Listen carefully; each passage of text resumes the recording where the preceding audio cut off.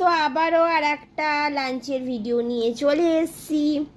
দেখো এখানে আছে ডালিয়া, ডালিয়ার একটু নুন দিয়ে জাস্ট সেদ্ধ করে নিয়েছি, মানে ভাতের মতন, ভাত নয় কিন্তু ভাতের একটা ফিলিংস আনার জন্য এই ডালিয়াটা এরকমভাবে করা।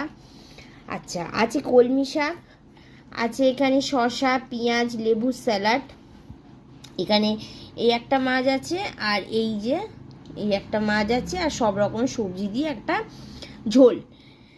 আচ্ছা, আর এটা হচ্ছে আমার লাঞ্চের থালি। আর আমার মেয়ে অলরেডি খাওয়া শুরু করে দিয়েছে। ও নিয়েছে ডালিয়া, কলমি শাক ভাজা, শসা, পেঁয়াজ, লেবু, স্যালাড। ও ঝোলের মাছ খায়নি বলে ভাজা নিয়েছে। আর এইখানে রয়েছে আর ওর এই যে মাছে আছে, এখানে মাছ দিয়ে ঝোল আছে। আর ও এক্সট্রা করে নিয়েছে একটুখানি ঝোল দিয়ে খাবে বলে মাছ, মানে ঝোল লেবু দিয়ে খাবে বলে একটু ভাত নিয়েছে।